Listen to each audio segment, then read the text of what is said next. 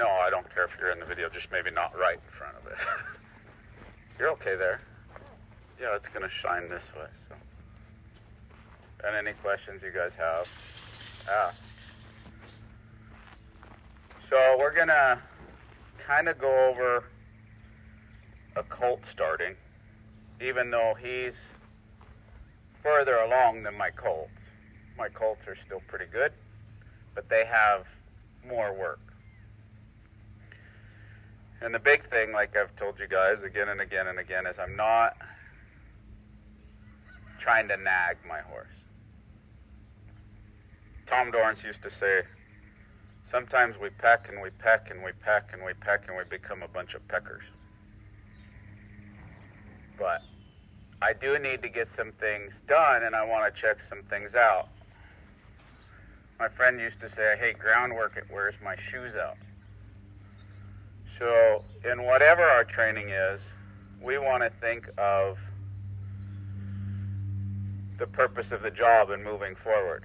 Not looking back always on the past. You're aware of the past, but moving forward. So if you're aware of the past and you see problems, you need to fix those problems. But a lot of times we get stuck trying to have things too perfect. And you have to realize that a horse has a lifetime to fix it. And if you, sometimes by like overdoing the groundwork, you're taking power out of them and killing that energy. And then 2 years down the road, you're like, how come I can't get life out of my horse when you've done circle and circle and circle and bending and one rein stops? So I do enough to get some control of the feet and be able to get them rode and have enough control to go on. But I want to go on and do a job. Maybe a job's just getting from one end of the arena to the other. But if I go to that end and they're pushing out to the right, well, then I'm going to work on lateral to the left. And they might push out to the left, so I'm going to work on lateral to the right. Maybe it's roping a cow. Maybe it's going to get the mail. Maybe it's going on a trip. And like even while I'm talking here, before we kind of get in a picking contest, he doesn't need to just sit down, be still, be quiet. I give him a little job to do. But it's nice when he can be still here. And I want to be able to talk, and I want to be able to sit on my horse. But I also want to be able to go. But I see his mind kind of leaving there. So I can think back to my left, but if he goes to his right, I'm going to do something about it so that there's a purpose to my thought and an understanding. And if he thinks off to the left, I'll think back to the right. And that time he came back. And they're just little things. But as I'm going, I know I want to get my saddle on. So it doesn't matter whether it's my lead rope here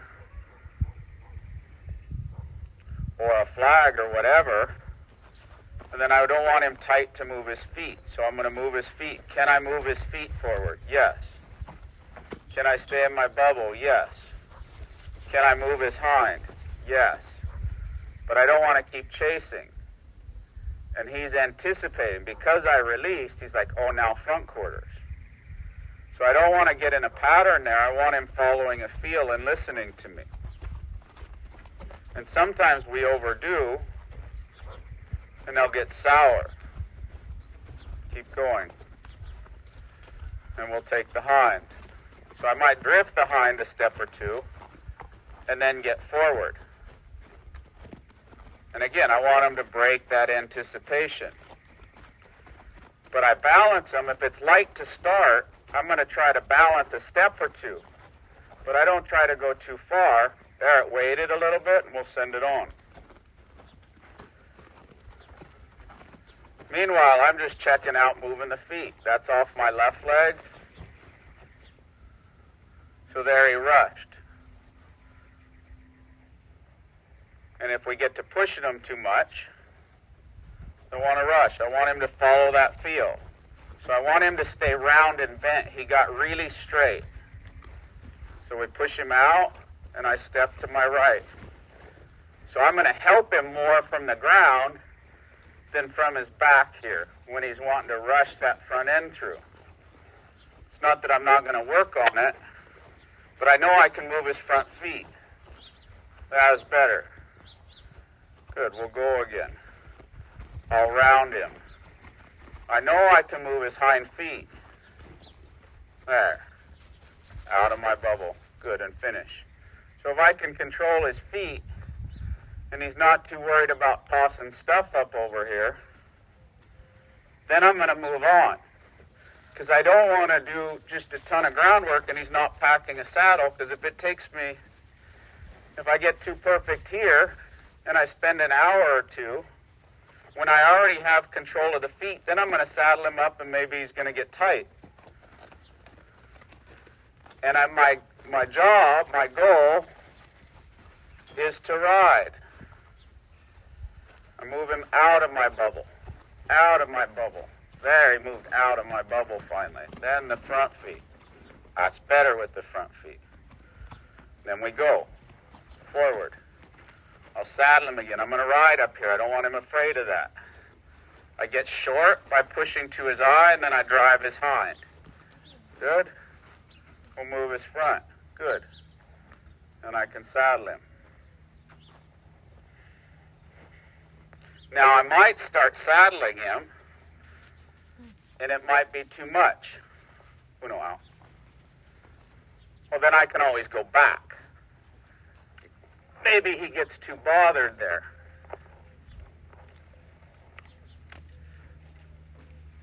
And I need to go back to getting some control because he gets scared. Then I can always go back. But again, my goal is to ride. So again, if it was a colt, I might as well do it. I might want to check him out on both sides. I know he's good, so I don't worry about it too much. But again, this is an opportunity to bend. Good. And he can bend so he can get short on his body and not long, and try to move his front feet here. There. Where if he's real straight through the neck, he can't compress and get collected there. So even from a groundwork presence, I'm working on my collection there through hind and front quarters. And we check this side out. And rather than, now my stirrup's going to dangle down here. So I don't want him to be afraid of it. Good. We'll clean his mane out from underneath his pad before I go to saddle. Now, I was late there. If he nibbles on me, I didn't distract. We'll bend. But he doesn't need to be nibbling. But too late, I just redirect that energy. If I'm ahead of it, I take him somewhere. But I don't need to kill him for it because I was late there.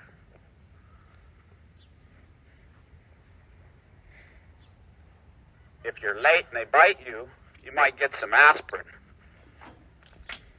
It'll swell up a little less. But if you're early, you can direct that mouth away from you. So I swing, and I slide that on, and it only has to rest on the bar. I don't have to have it plumb over. I don't want to get it plumb over and have that stirrup slap there. Good. Now, if it's a green colt, I don't move them here. But if they're pretty good, because he might get troubled seeing that saddle up there and buck it off or squirt out from under it.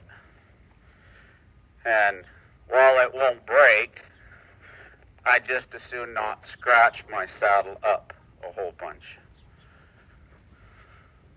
Good. And I like, even when they're good to saddle, they're tied, I like saddling them loose once in a while where they can move their feet to see how much control do I have.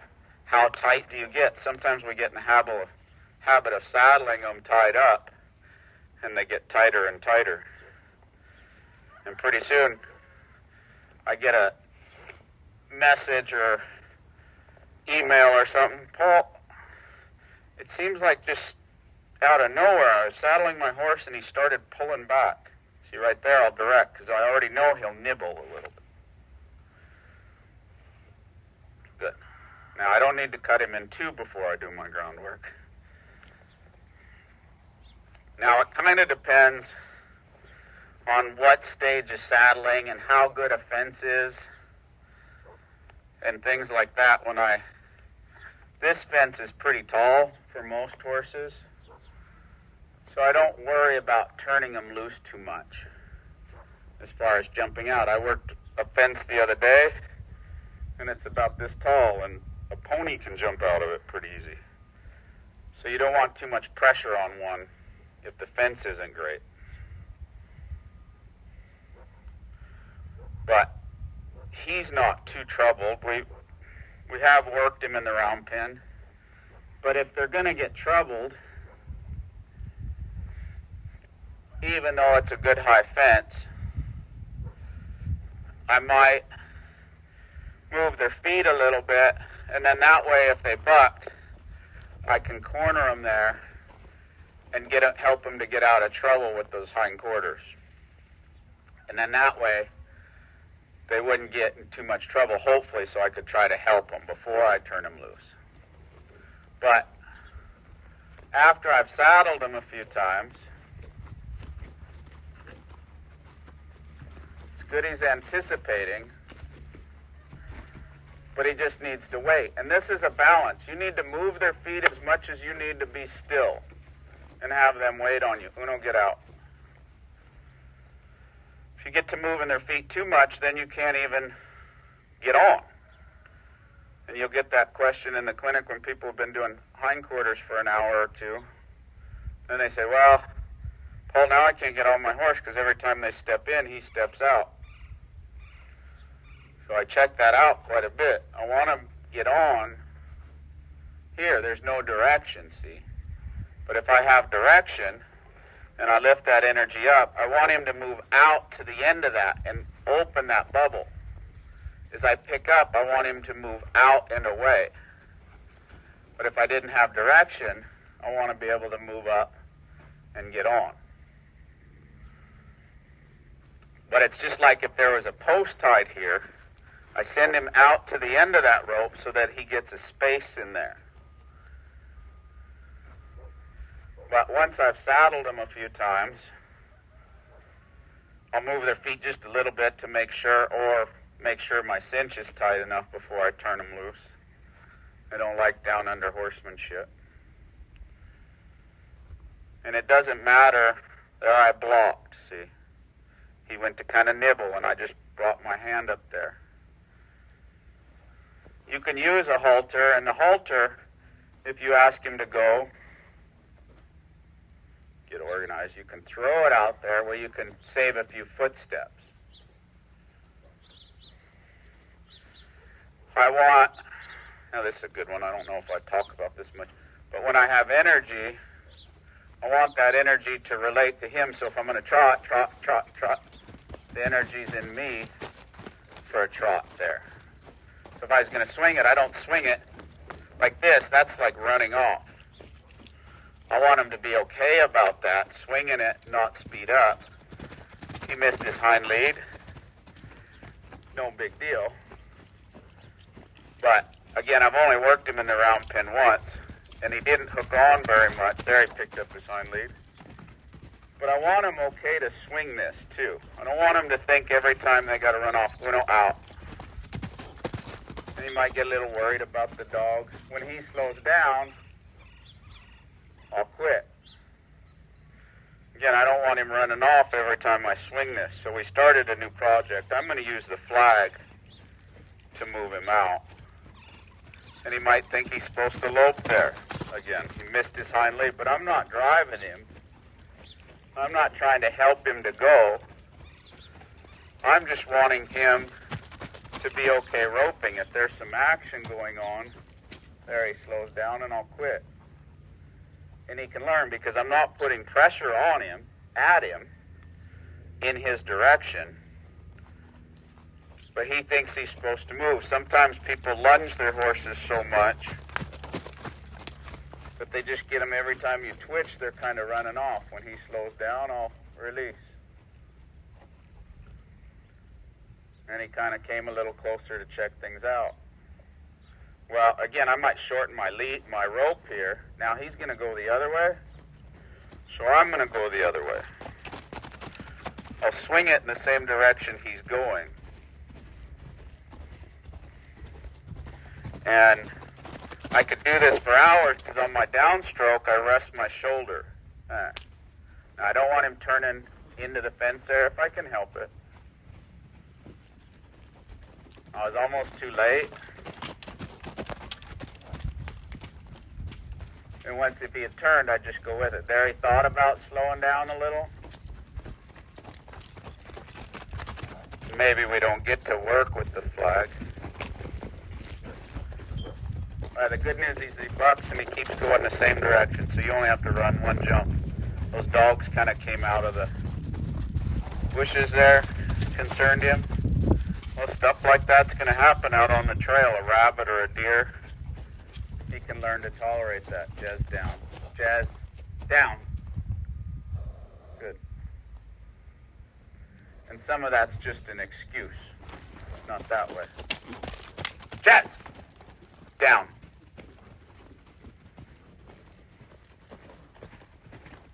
Now it's a little closer through here. I just kind of wound up there for my dog. And he just pushed through. And see, he's inclined to just run me over there. And his friends are that way, so I'll just make this difficult. Halter rope gets tangled in his feet, I'll just drop it. He didn't get too troubled about that, but my friend used to say accidentally on purpose. That was accidentally on purpose. But if he had got worried about that, then we might have to rope behind foot. Now we'll try to turn him the other way. He's inclined to go there because, again, it's back to his friends back there. Good. He can go this way. So I didn't plan on starting swinging this, but again, sometimes things come up. When he starts thinking about coming in, I'll draw. And he's better on the other side. He'd prefer to go the other way. But because he'd prefer to go the other way, if I was going the other way, that would have been a chance to change directions. But since he needs a little more work on this side, I'm going to stay on this side. I walk to his right, my left. There. There's a little change. Pretty quick. He might even soften in his jaw and his mouth. But at least he stopped there, didn't push through, and we'll draw. There he softened his lower lip. And we'll drive. I'm going to use this to drive. Good. Jazz! When he kind of flicks that ear over, I'll try to draw. Good. I'm going to step in and drive. Now he's getting more tolerant about swinging this, so maybe I'll be able to get my flag and check him out with the flag. If he could look over to his right, it'd be good.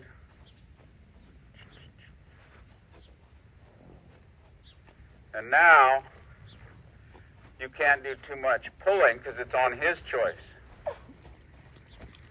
If he's going to say your second place to dirt, I'm going to send him and make him work a little bit. There's the ear again, and we'll draw.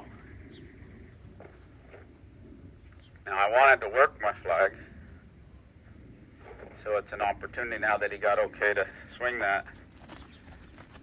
And maybe I'm just going to kind of karate chop the flag and see. I'm not trying to drive him yet. He'll make full circle there, and then he's kind of coming into pressure here a little bit. And he just pushes there. There. At least he thought about not pushing into pressure. Good. And we'll move his feet up to the trot. Good. He's really looking right. So we'll draw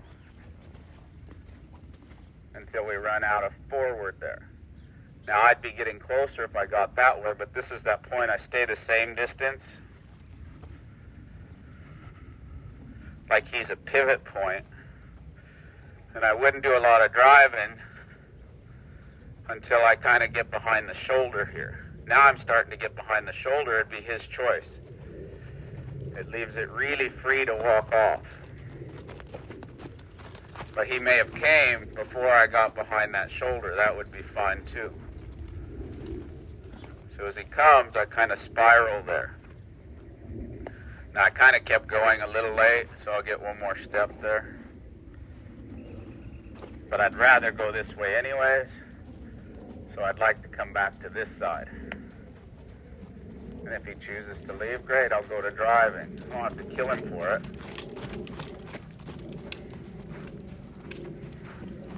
And up to the lope, I open that door. And it's kind of trying to exaggerate it a little bit, but if I'm going to lope him, I'm going to lope my feet. Missed his lead. But I kind of elevate into that lope is how I want to initiate it when I ride. So my groundwork reflects the riding. Good. And then, don't want to get too stuck. I'd like him to get a little forward, but like when I'm riding colts a lot of times, I'm trying to ride and get to ride. But it's little by little. If you wanted to spend the time in getting him following around, you could. Nothing wrong with that. But it's hours maybe that it would take you working that you don't get to ride. So you have to kind of figure what's more beneficial for your horse. But at least I want him reaching for me there. I don't want him getting just stuck there. So I need all 4 feet reaching to me. And sometimes, it kind of left me mentally for the manure. A little bit of a pet peeve. I won't kill him for it. But I'd like to be more interesting than horse doo-doo. And sometimes, if they're not following you, just a little reassurance might help them.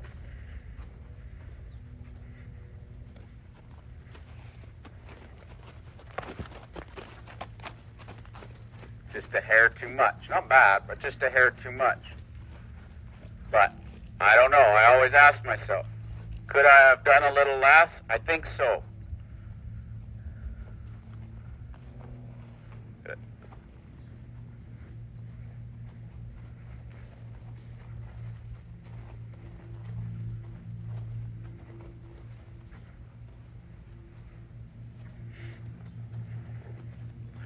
And I want them to respect the flag. There, he finally reached forward with that left front foot. But I don't want him afraid of it there. If he left, I'd just help him to go. But again, I'm going to ride up here, so I spend some time, if they're colts, making sure that I do some groundwork up here, whether it be roping or my flag, because I don't want him scared of stuff here. I'm real careful to get over here, though, because he could get scared and run away from it. So I'd want to get it back here real quick.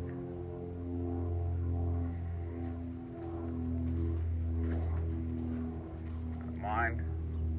You don't have to come with me, but I don't want you checked out there so much. Come on.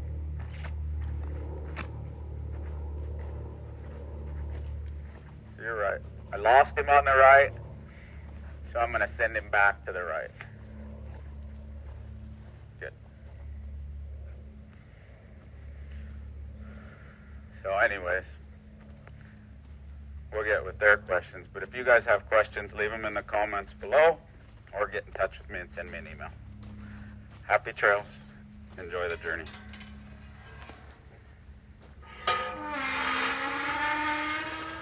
Their questions you'll see on another video.